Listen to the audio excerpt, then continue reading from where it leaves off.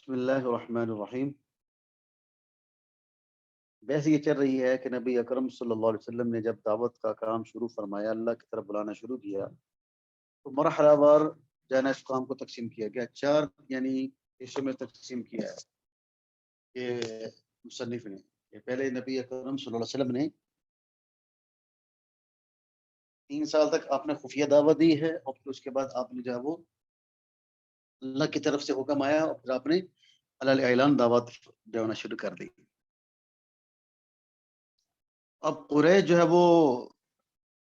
اس بات کو اچھا نہیں سمجھتے تھے، اور وہ جو ہے وہ بتوں کی پوجا کرنے والے تھے، تو پھر انہوں نے آپ کو ستانا شروع کر دیا۔ ثم ان قریشا اشتدت في معاداتها لرسول الله صلى الله عليه وسلم واصحابه، اما رسول الله صلى الله عليه وسلم فقد لاقى من ايذائهم انواعا كثيره، من ذلك ما رواه عبد الله بن عمرو بن العاص رضي الله تعالى عنهما انه قال بين النبي صلى الله عليه وسلم يصلي في حجر اسماعيل إذ أقبل عقبة بن أبي معيط فوضع ثوبه في عنقه فخنقه خنقا شديدا، فأقبل أبو بكر حتى أخذ بمنكبه ودفعه عن النبي صلى الله عليه وسلم وقال أتقتلون رجلا أن يقول ربي الله۔ نبی اکرم صلی اللہ علیہ وسلم اور آپ کے صحابہ کے لیے تکلیفوں کا بازار گرم ہو گیا، تو آپ کو بہت زیادہ تکالیف پہنچی، مختلف قسم کی جو ہے وہ تکلیفیں آپ نے ان سے برداشت کی۔ تو حضرت عبداللہ بن عمرو بن العاص رضی اللہ عنہ سے روایت ہے، فرماتے ہیں کہ نبی اکرم صلی اللہ علیہ وسلم آپ بیت اللہ شریف میں نماز پڑھ رہے تھے کہ عقبہ بن معیط آیا، اور اس نے اس کی جو چادر تھی، جو کپڑا تھا، اس نے آپ کی گردن میں کپڑا ڈالا اور اس نے زور سے جو ہے اس کو بھل دیے۔ فخنقه خنقا شدیدا، سختی سے اس نے اس کو کھینچا، اس کو بل دیے، اور نبی اکرم صلی اللہ علیہ وسلم کو بڑی تکلیف ہوئی۔ تو حضرت ابو بکر صدیق رضی اللہ عنہ نے جب یہ دیکھا تو آپ تشریف لائے، اور آپ نے اس کے کندھوں سے پکڑ کر اس کو پیچھے دھکا دیا، اور آپ کو جو ہے اس کی تکلیف سے چھڑایا، اور آپ نے فرمایا کہ اتقتلون رجلا ان یقول ربی اللہ، کہ تم ایسے شخص کو قتل کرتے ہو کہ جو کہتا ہے کہ میرا رب اللہ ہے۔ اور اسی طریقے سے حضرت عبداللہ بن عمر رضی اللہ عنہ سے روایت ہے، بین النبی صلی اللہ علیہ وسلم ساجد وحولہ الناس من قریش،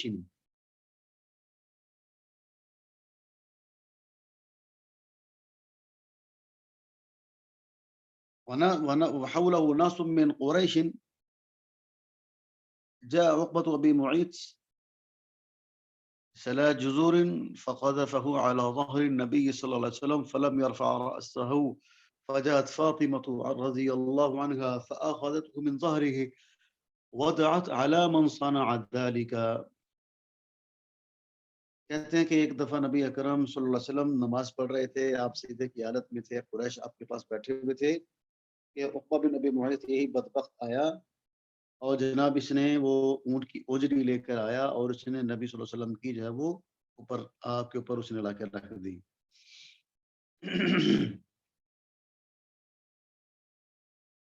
آپ سر نہ اٹھا سکے،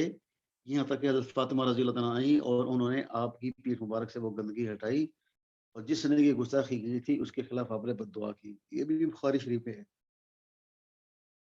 نبی صلی اللہ علیہ وسلم جب بھی مکہ میں کہیں چلتے پھرتے یا جاتے تو قریش کی طرح طرح کی ایذا، بے ادبی اور بدتمیزی کا سامنا کرتے، وہ آپ کا مذاق اڑاتے، طرح طرح کی باتیں کرتے اور ستاتے۔ اسی طرح کی ایک روایت طبری اور ابن اسحاق نے بیان کیا کہ ایک دفعہ نبی اکرم صلی اللہ علیہ وسلم مکہ کی گلی میں سے گزر رہے تھے کہ ایک شخص نے مٹھی بھر مٹی آپ کے سر میں پھینک دی۔ نبی صلی اللہ علیہ وسلم اسی حالت میں گھر لوٹے تو آپ کی ایک بیٹی آپ کے سر کو دھونے لگی اور ساتھ ساتھ رونے لگی، تو آپ نے ارشاد فرمایا اے میری بیٹی نہ رو۔ تو بیٹی رو رہی تھی، پھر آپ نے فرمایا لا تبکی یا بنیۃ لا تبکی فإن اللہ مانع اباکی، آپ نے فرمایا کہ اللہ تعالیٰ تیرے باپ کا محافظ ہے، اور آپ کے صحابہ نے بھی طرح طرح کی تکالیف اور عذاب برداشت کیے، یہاں تک کہ کچھ صحابہ انہی تکالیف کے باعث فوت ہو گئے، کچھ اندھے ہو گئے، لیکن کوئی بھی تکلیف اور عذاب ان کو اسلام سے دور نہ کر سکا۔ اگر ہم اس کی تفصیل میں جائیں تو لمبی بحث ہو جائے گی۔ ہم صرف امام بخاری کی وہ روایت نقل کرتے ہیں جو انہوں نے خباب ابن الارت سے نقل کی ہے۔ وہ فرماتے ہیں کہ میں نبی اکرم صلی اللہ علیہ وسلم کی خدمت میں حاضر ہوا، آپ کعبہ کے سائے میں ایک چادر اوڑھے تشریف فرما تھے۔ اس وقت ہم نے مشرکین کی طرف سے بہت سی تکالیف کا صبر کیا۔ میں نے عرض کیا یا رسول اللہ کہ آپ ہمارے لیے اللہ تعالیٰ سے دعا نہیں کریں گے؟ آپ سیدھے ہو کر بیٹھ گئے اور آپ کا چہرہ مبارک سرخ ہو گیا۔ آپ نے فرمایا بے شک تم سے پہلے جو لوگ گزر چکے ہیں، لوہے کی کنگیاں ان کے جسموں میں پھیری جاتی جس سے ان کی ہڈیوں سے گوشت علیحدہ ہو جاتا، لیکن یہ تکلیف بھی ان کو دین سے نہ ہٹا سکی۔ یقیناً اللہ تعالیٰ اس دین کو مکمل کرے گا حتیٰ کہ ایک اونٹ سوار صنعاء سے حضرموت تک سفر کرے گا اور اس کو اللہ کے سوا کسی کا خوف نہیں ہوگا۔ لا یخاف الا اللہ، اس کو صرف اللہ کا خوف ہوگا۔ آگے العبر والعظات، اب ہمیں اس سے کیا سبق ملتے ہیں اور کیا نصیحتیں حاصل ہوتی ہے؟ تو فرما رہے ہیں کہ نبی اکرم صلی اللہ علیہ وسلم اور صحابہ کرام مشرکین کی طرف سے آپ کو جو تکلیفیں، اللہ تعالیٰ کی جو تکالیف کے متعلق ایک فکر اور تأمل کرنے والے شخص کے ذہن میں سوال پیدا ہوتا ہے، پوچھتا ہے کہ آپ کو اور آپ کے صحابہ جب اللہ کے نبی اور آپ کے صحابہ حق پر تھے تو پھر ان کو تکالیف اور عذاب کیوں دیا گیا؟ اللہ تعالیٰ نے انہیں کیوں نہیں بچا لیا جبکہ وہ ان کے درمیان اللہ کا رسول بھی موجود تھا اور وہ اس کی طرف دعوت دینے والا اور اس کے راستے میں جہاد کرنے والے تھے؟ اس کا جواب یہ ہے کہ اس دنیا کے انسان کی پہلی صفت یہ ہے کہ وہ مکلف ہے، یعنی اللہ تعالیٰ کے حکم کی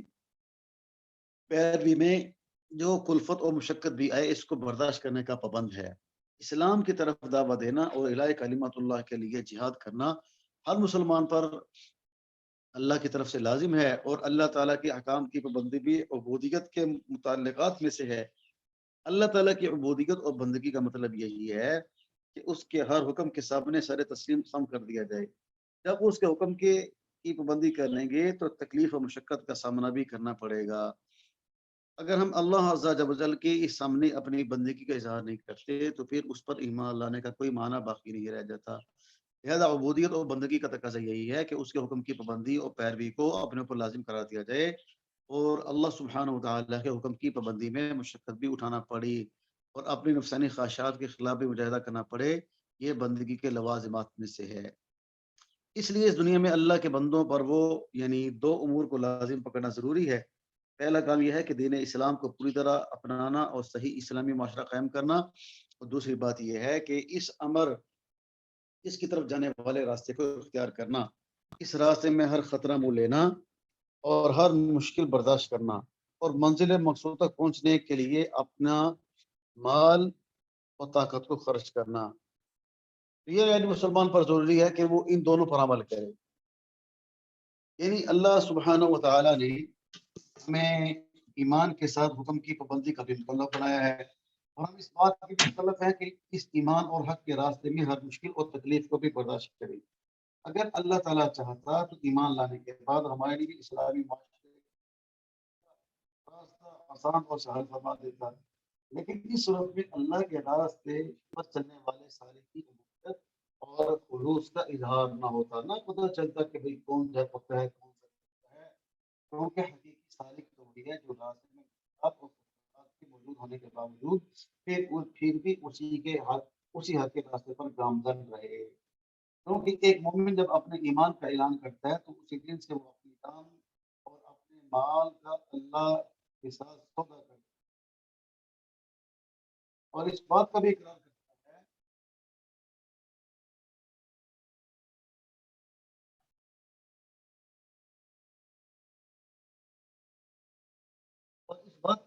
کرتا ہے کہ اس کی ساری خواہشات وہ اللہ کے حکم کے تابع ہیں اور اس کی شریعت کے پابند ہیں جو نبی اکرم صلی اللہ علیہ وسلم اللہ کی طرف سے لے کر آئے. کہتے ہیں اسی صورت میں اس بات کا بھی امکان تھا کہ ایک مومن اور منافق، صادق اور کاذب سب جو ہے اس راستے پر چلنے لگے اور ان میں کوئی فرق اور امتیاز نہ رہے. اس طرح دعوت اللہ کا کام کرنے والوں اور اقامت دین کے لیے جہاد کرنے والوں کے لیے شروع ہی سے جو سنت الہی ہے وہ 3 حکمتوں کے تقاضا کرتی ہے. تو وہ انشاءاللہ ہم 3 حکمتیں کون سی ہیں کل انشاءاللہ. السلام علیکم ورحمۃ اللہ وبرکاتہ.